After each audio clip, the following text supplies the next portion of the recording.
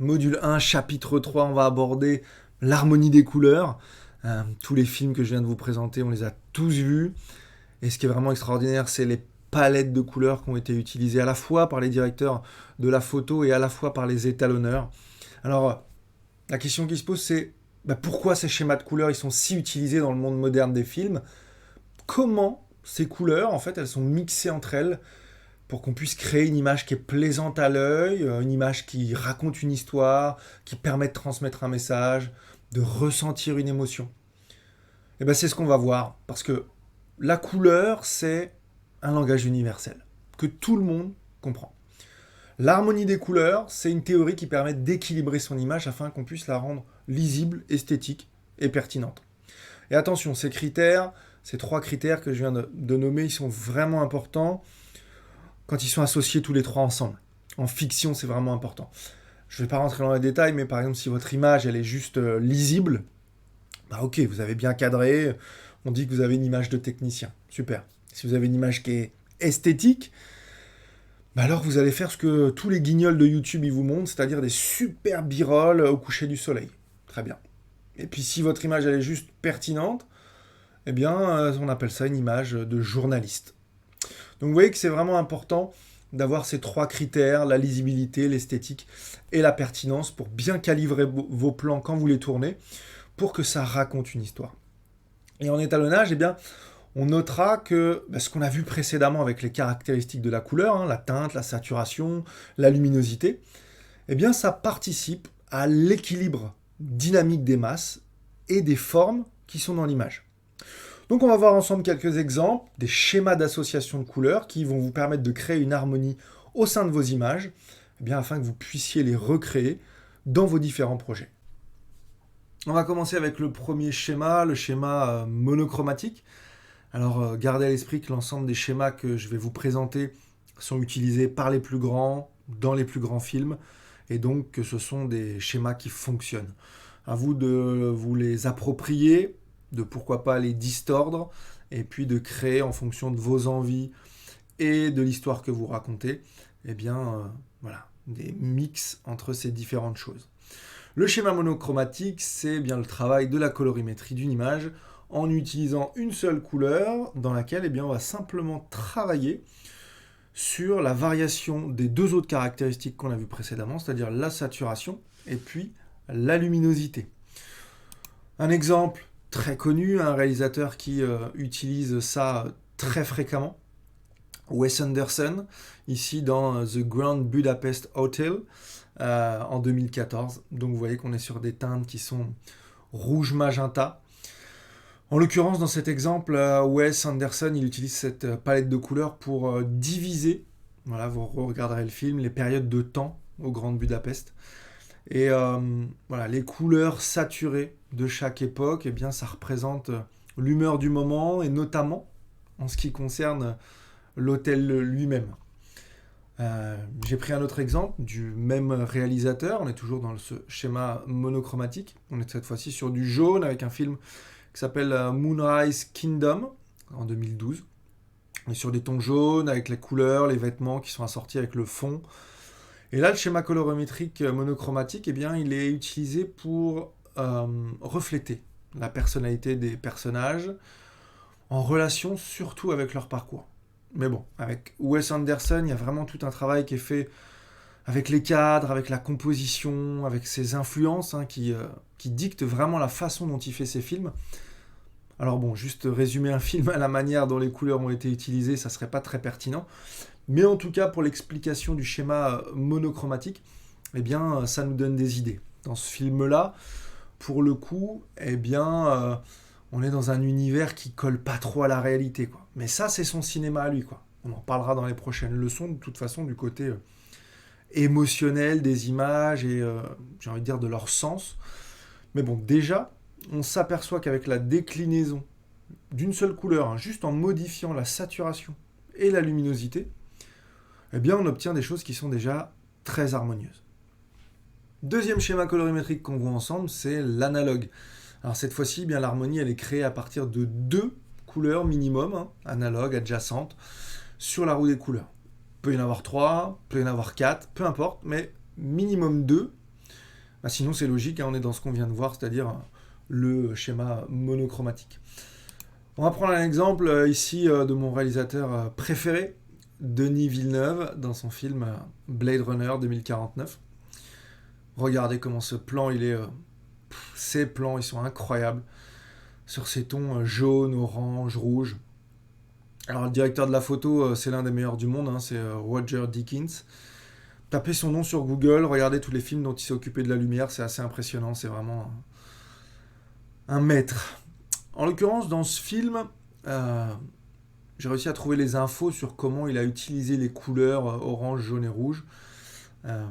Il les a utilisées au moment où K, le personnage, il obtient des informations. Au moment où il réalise et il comprend certaines choses sur sa quête, ou tout simplement quand il obtient des indices. Dans l'exemple que vous voyez en bas à droite, quand il retrouve le personnage qui est joué par Harrison Ford, dont il pense qu'il est son père, eh bien c'est Harrison Ford, hein, c'est ce personnage-là qui a les réponses et les questions que se pose le personnage de K sur son identité. Ça représente une source d'information, bim, on est sur du orange. Donc vous voyez, ce schéma-là, en l'occurrence dans ce film-là, à chaque fois qu'on a ces couleurs-là, c'est utilisé à des fins qui sont très très précises. Hein. Des informations sur la quête, le moment où il comprend certaines choses. Et il a utilisé pour ça ce schéma qui est analogue. On peut retrouver une toute autre utilisation, beaucoup plus simple, dans ce deuxième exemple. On est toujours sur des couleurs qui sont analogues, adjacentes, avec du bleu cette fois et du cyan bleu. On est sur le film A Star Wars Story. Et donc là, c'est vraiment une utilisation qui est pratique en fait pour simuler la nuit. Donc voilà, très souvent quand on va vouloir recréer la nuit, on va travailler avec ces couleurs-là et on le verra d'ailleurs dans un exemple pratique qu'on retrouvera dans l'un des modules suivants pour pouvoir créer justement cette nuit. Troisième schéma colorimétrique qui est sans doute le plus connu, le schéma complémentaire. On associe cette fois deux couleurs qui sont opposées sur la roue chromatique. Le fameux teal and orange des films d'action américains en est la représentation parfaite. Et donc d'ailleurs, je vous ai pris un exemple ici d'un film de Tony Scott en 2004 qui s'appelle Man on Fire, où on voit que l'utilisation a été le orange et le cyan bleu. En anglais du coup, un teal and orange. Et dans ce film, on est sur quelque chose qui a à voir avec le chemin de croix du héros, sa rédemption, le sacrifice, et l'utilisation de ces couleurs, quand il s'agit du personnage qui est interprété par Denzel, ça nous indique tout ce qui se passe à l'intérieur de lui, dans ce trajet qu'il doit faire, de l'ombre à la lumière. Et d'une manière technique, on le voit sur ce que le directeur de la photo a fait. La couleur orange, on est sur tout ce qui est teinte de peau, certaines lumières aussi, on le voit en haut à droite quand elles sont dans le cadre, et puis le teal, le cyan bleu, à l'opposé, c'est plus l'environnement ou les objets. C'est assez classique ce type de schéma pour représenter les conflits qui sont intérieurs, mais encore une fois, on peut l'utiliser pour pas mal de choses. J'avais fait une vidéo sur YouTube dans laquelle j'utilisais ce schéma pour étalonner, par exemple, une image dans la nature avec des fans.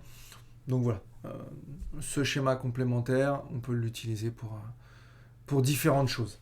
Une autre utilisation d'un autre film, Paris, Texas, 1984, un film de Wim Wenders, où là, on voit que le rouge magenta, il a été utilisé avec le vert. C'est un vert qui tire sur le fluo, parfois un petit peu vers le cyan. Et là, on est sur une famille qui est décomposée, qui cherche à se reconstruire.